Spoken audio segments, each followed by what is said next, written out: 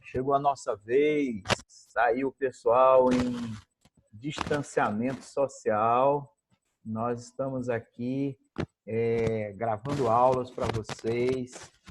Sejam todos bem-vindos aqui ao nosso canal de curso de História, especialmente para vocês, alunos do Colégio Frei Gil, Estreito do Maranhão. Então, aqui fora o professor Gilvaldo, e nós vamos trabalhar aqui com vocês, primeiro, fazendo uma rápida revisão do que a gente já estudou e depois apresentando para vocês também aí novos conteúdos, tá? Então, vamos trabalhar, né, gente boa?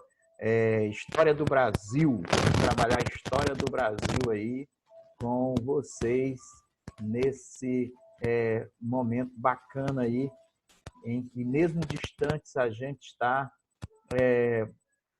juntos, né, através aí dessas ferramentas importantes aí da nossa tecnologia do século XXI, tá bom? Então, História do Brasil, sou Gilvaldo, vamos lá. Primeira coisa, vamos estudar a transição do Império para a República, vamos estudar a proclamação da República, vamos estudar o período da República conhecido como República das Espadas, República Oligárquica, a sucessão presidencial, como ela acontecia nesse período da Velha República, ou Primeira República, como a gente vai convencionar chamar aqui, tá bom? Então, vamos ver também as crises do final aí da Primeira República, tá bom? Então, sejam todos bem-vindos. Um abraço a todos aí, alunos do terceiro ano. Vamos trabalhar, né, gente boa? Tá? Vamos lá. Primeiro,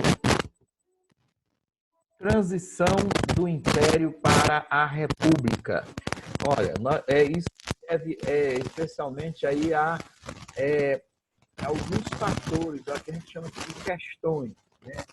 Esteve trabalhando ou dando oportunidade para que a República fosse proclamada. O Brasil era um império, em 1822 tornou independente, mas foi o único país da América a permanecer como império. Tá? Na verdade, essa independência do Brasil mudou foi nada. Tá? O Brasil se tornou independente de Portugal, mas continuou monarquia, continuou com a mesma família que estava no poder antes, continuou depois, a mesma forma de governo, a mesma família, a mesma estrutura econômica, né, que era a monocultura voltada para a exportação, a mesma questão sobre a propriedade, né, o latifúndio, muita terra na mão de poucas pessoas, e a questão escravocrata, né?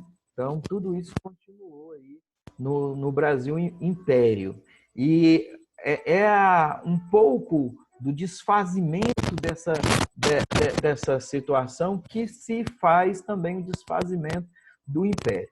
Então, vamos estudar a questão abolicionista, a questão republicana, a questão religiosa, a questão militar.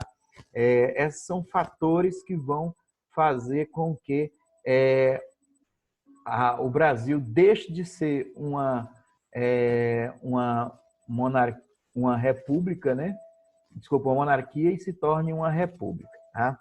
Então, vamos lá. Primeiro, questão abolicionista. Tá? Olha, o pessoal costuma dizer que muita gente se tornou republicano porque o Brasil deixou de ser escravocrata. Então, aqueles grandes fazendeiros, produtores especialmente de café, eles tinham um lucro fantástico com a produção do café, mas utilizando a mão de obra escrava. Tá? Então, a partir dessa utilização da mão de obra escrava, eles sustentavam a sua opulência, né? Especialmente São Paulo.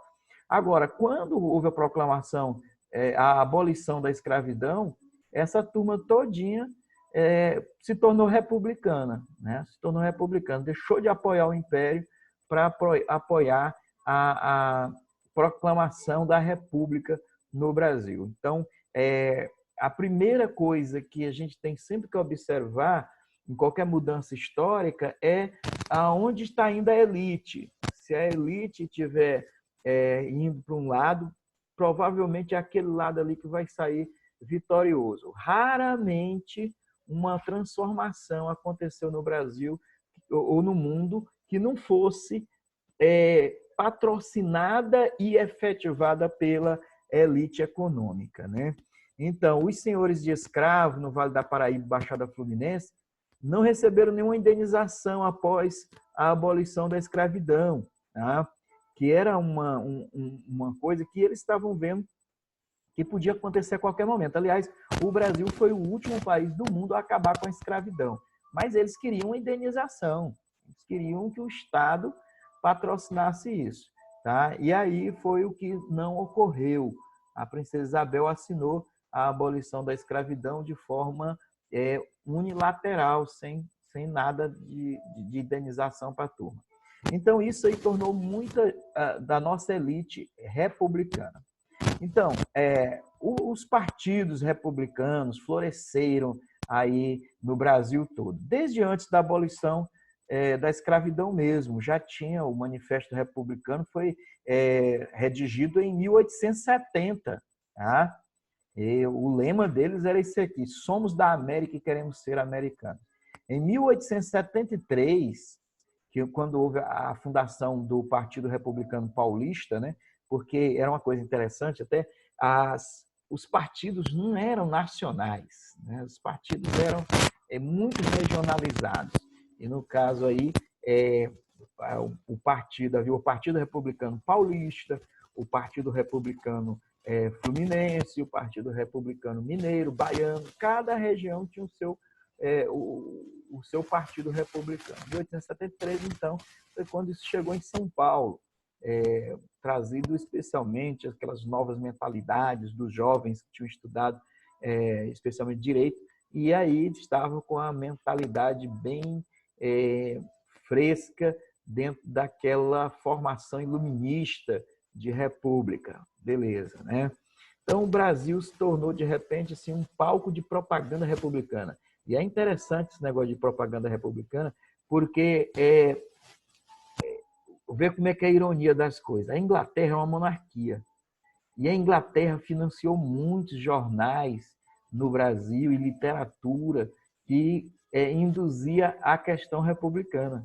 Então, monarquistas apoiando a proclamação da República, né? Desde que seja lá no país do outro. Não aqui, no caso da Inglaterra, não no seu próprio país. Bom, e houve também a questão religiosa. Essa questão foi muito importante. A Igreja Católica era a igreja oficial do Estado. E o que quer dizer isso, igreja oficial? Quer dizer que só ela podia existir oficialmente. Né? Então, a igreja ela tinha assim, um pacto com o Estado. Né? O imperador era o patrono da igreja, ou seja, ele patrocinava a igreja. Isso faz, de certa forma, a igreja subordinada ao Estado. Tá? Então, em 1872, por exemplo, Dom Vidal, bispo de Olinda, e Dom Macedo, bispo de Belém, eles, atendendo a ordens do Papa, né, eles puniram irmandades religiosas que apoiavam a maçonaria. E aí começou, então, um problema no meio da igreja brasileira. Por quê? O nosso imperador, Dom Pedro II, era o chefe da maçonaria no Brasil. E como a Igreja Católica, então, abriu guerra contra a maçonaria, pelo menos internacionalmente, aqui dentro do Brasil, o Dom Pedro II fez questão de lembrar que quem pagava as contas da igreja era ele, como patrono da igreja. Então, ele não ia aceitar essa interferência papal no território brasileiro. Mas alguns bispos, a exemplo aqui do Dom Vidal de Olinda e Dom Macedo de Belém, seguiram as ordens do Papa, né? E o Papa estava bem interessado em minar, então, o poder do Dom Pedro II na Igreja Católica, né? Então, isso favoreceu que muitas ordens religiosas, muitos bispos apoiassem a República, ainda que isso significasse um certo liberalismo religioso, né? Por exemplo, as outras igrejas, no caso dos protestantes, não tinham espaço aqui no Brasil, eles não podiam ter, por exemplo, uma fachada com o nome de igreja, eles não podiam evangelizar nas ruas, distribuir literatura, essas coisas todas eram proibidas dentro do território brasileiro, né? O cara podia até se reunir, quem já veio de outros países ou nasceu dentro já de uma família que tinha confissão religiosa protestante, mas isso, a conversão não era autorizada pelo Estado. E havia mais uma dificuldade, né? Como a igreja ela trocava serviços com o Estado, interessante essa questão, né? Porque o Estado patrocinava a igreja, mas a igreja também fazia serviço para o Estado, especialmente serviço cartorial. O que é o serviço cartorial? Registro de nascimento, registro de casamento, escrituração de terras, tudo isso era feito pela igreja. E, no caso, quem não fosse católico, praticamente não existia. Ele não tinha o certificado de batismo, o batistério, né? Então não era batizado na igreja católica. Qual era o registro de nascimento que ele tinha? Não tinha registro civil.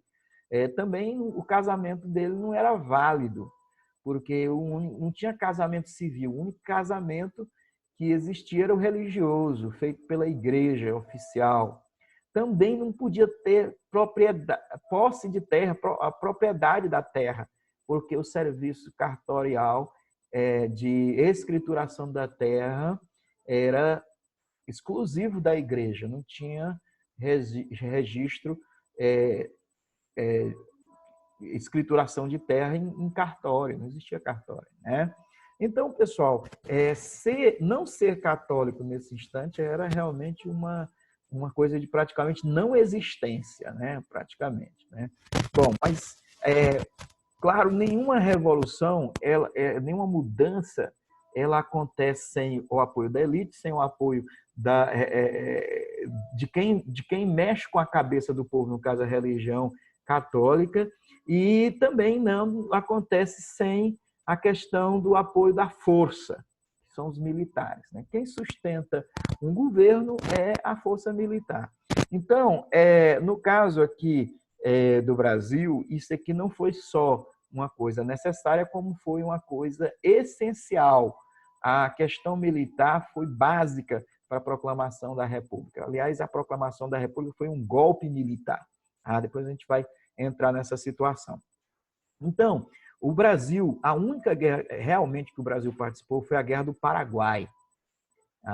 E nessa guerra o Brasil lutou aí contra as forças do Paraguai ao lado de forças militares da Argentina e do Uruguai. E o exército brasileiro era muito desorganizado, mal aparelhado. O exército brasileiro não tinha muita importância social e nem importância de nada mesmo, né? Mas eles tiveram contato com exércitos bem organizados e que tinham grande influência política na Argentina e no Uruguai. De maneira que o pessoal, então, despertou para esse lado. O exército começou a se organizar, a fazer escolas de formação dos seus oficiais, a trabalhar para formar um exército mais organizado. Isso tudo, claro, dentro de uma filosofia que eles importaram da Europa, que era o positivismo. No entanto, vários oficiais do Exército sofreram graves punições por conta de alguma discordância do governo, né? Então, realmente, isso aí acabou revoltando os oficiais de alta patente do nosso Exército, né? Então, nós temos um exército pronto para se rebelar contra o governo, né? E Dom Pedro II nomeou para comandar o exército o Marechal Deodoro da Fonseca, que era seu amigo pessoal. Olha só que rumo nós vamos tomar aqui nesse negócio de proclamação da República. O Deodoro da Fonseca era amigo do Dom Pedro II, né? Mas acontece que Dom Pedro II colocou aqui alguém que entendia também de como era que funcionava a máquina do exército, né? Do Deodoro da Fonseca, ele privilegiava a questão dele manter o comando das suas tropas, né? Então, em novembro de 889, houve uma ocupação do quartel-general lá do Rio de Janeiro, né? O pessoal se rebelou, fez um amotinamento, né? Porque o pessoal aqui no Brasil chama muito de greve de militares, né? Militar não faz greve. Quando o militar para, ele se aquartela, vai todo mundo lá para o quartel e fica lá, isso é um motim, é uma revolta, né? Então, eles exigiram a deposição de ministros do governo, né? Que especialmente o ministro Ouro Preto, que era o chefe do gabinete, era uma espécie de um primeiro-ministro, né? E Cândido de Oliveira, que era o ministro da Justiça. Então, essa turminha toda aí, inclusive, pessoal, era uma questão de, assim, de honra, né, para esse pessoal todo, porque eles estavam, tanto os religiosos, como os fazendeiros, como os políticos de uma forma geral e os militares, eles estavam muito preocupados com relação a quem iria suceder Dom Pedro II. Até havia um respeito pela figura de Dom Pedro II, mas a questão era quem iria sucedê-lo. Ele não tinha filhos homens, no caso, a sucessora era a princesa Isabel. E a princesa Isabel, foi formada na Europa, tinha uma formação assim mais liberal em termos de costumes, ela não era assim muito daquela turma do conservadora, né? E o Brasil, apesar de no comportamento o Brasil não ser muito conservador, mas o Brasil no papo, na goela, é muito conservador, então não aceitava muito o perfil da princesa Isabel como futura rainha do Brasil, achavam ela muito moderna. E outra coisa, ela era casada com um francês, ela casou com o Conde D, um francês que eles abominavam. Veja se hoje o Brasil é machista, imagina naquela época. O pessoal dizia assim, quem vai mandar no Brasil é o marido. Então, no caso, nós seremos governados por um francês. E isso eles não podiam aceitar. Então, estava inflamado no Brasil a questão, pelo menos entre as elites, a elite militar, a elite religiosa, a elite econômica, pelo menos nesse sentido, estava fomentada aí a república, estava no coração e na mente dessa turminha aí a questão da república. Tá? E foi no dia 15 de novembro de 1889 que se proclamou a república no Brasil. Aqui a figura do Marechal Deodoro da Fonseca, né? Dizem que ele estava muito doente, tá? Que ele não conseguia nem montar aqui no cavalo direito, né? Então ele estava na sua residência e o quartel ficava a uma certa distância. E ele foi até perto do quartel de carruagem, porque o estado de saúde dele não deixava ele ir montado a cavalo. Mas lá perto do quartel, ele desceu da carruagem, montou no cavalo, para dizer que estava chegando de uma forma assim mais saudável, né, forte. Aí ele chega lá no quartel e faz a proclamação da República para agradar aqueles soldados aquartelados. O medo do Deodoro era alguém fazer a proclamação da República sem ele, né? Então, se alguém tem que fazer a proclamação da República, que seja eu, né? Mais tarde, quando ele vai renunciar à presidência, dizem que ele, saindo desse mesmo quartel aqui, era o quartel-general das Forças Armadas, diz que ele avistou-se com esse cavalo, né? O cavalo foi condecorado, né? Sabe que cavalo e cachorro entre os militares, eles também têm patentes, né? Militares, eles são como que fosse um soldado mesmo humano, né? Então, o cavalo foi condecorado, recebeu honrarias, ninguém mais ia montar nele, ele ia servir só ali para reprodução, né? Ia ter uma quantidade, um tratamento VIP para o cavalo, né? Então, diz que quando Deodoro saiu ali desse quartel, zangado da vida, né? Porrinhado aí, tinha renunciado naquele instante à presidência da República, isso em 1891, aí ele sai e ele se depara com esse cavalo lá, sendo conduzido pelo tratador, do bem e do melhor lá, e aí ele teria dito assim, nessa merda toda aí, o único que se deu bem foi o cavalo, né? Isso é bem interessante para a gente discutir essa questão da proclamação da República. Será que quem que se deu bem com a proclamação da República? Segundo Deodoro, só o cavalo. Mas aqui entre nós, se a gente for olhar tudo que nós temos progredido, a República foi a melhor coisa que já aconteceu politicamente nesse país, tá? A melhor coisa que já aconteceu. Todas as mazelas que a gente tem, tudo que a gente sofre nesse nosso país em termos de atraso, de tudo mais, mas nós estamos em progresso, né? Estamos em evolução, e tudo isso porque nós temos um regime republicano. Nós temos um regime republicano com todos os percalços que nós temos, mas ainda temos um regime republicano no nosso país. Então, a proclamação da República se deu nesse contexto, né? E logo após formou-se, né, o governo provisório, que não foi assim tão provisório, né? Porque ele vai durar de 1889 até 1891, então 2 anos de provisório eu vou te falar, né? É muito provisório, né? Então, formou-se esse governo provisório para fazer a transição até a eleição de um presidente, e Dom Pedro II foi convidado aqui, entre aspas, né, a se retirar com sua família. Então, ele foi lá para Paris, onde teve o resto de seus dias. Essa situação aí, dizem que matou, né, o Dom Pedro II do coração, né, realmente. Né? Tá lá, ele passando o resto dos seus dias como um cidadão normal lá em Paris. Beleza, gente boa, a nossa proclamação da República, então, a história do Brasil republicano pode ser dividido em 5 fasezinhas. Então, você aí vai lembrar bem os 5 dedos da sua mão.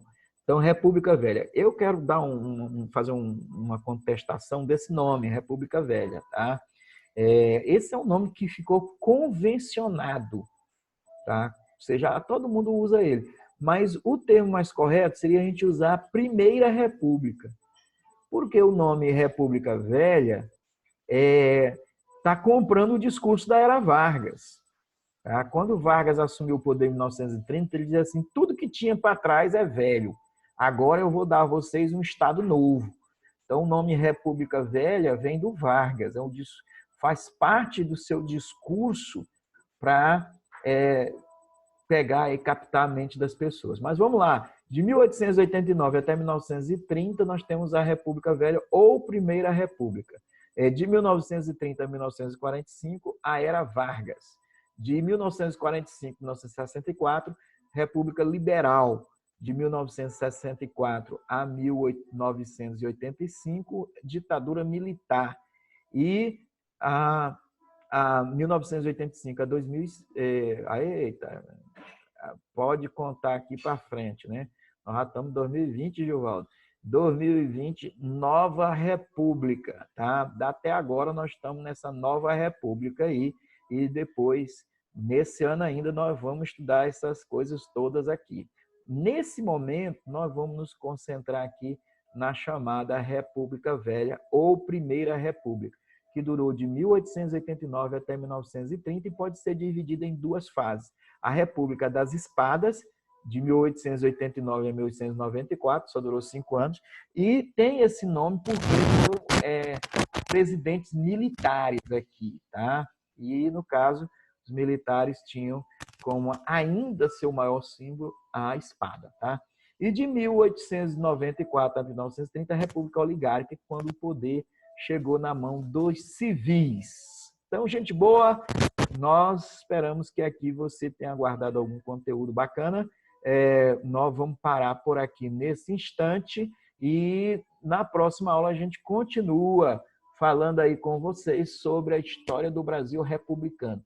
Um abração a todos, terceiro ano, vamos que vamos, mesmo distantes assim, lembra, fica em casa, distanciamento social é importante para a gente vencer esse negócio aí de coronavírus, tá bom? Então, mesmo distantes, vamos estudar. Não vamos perder a mão de estudar, não. Esse assunto aqui, especialmente, é muito importante para todo mundo que vai fazer vestibular, Enem, tudo quanto é dessas fuleiragens aí de provas externas, tá bom? E vamos lá. Tchau, até mais.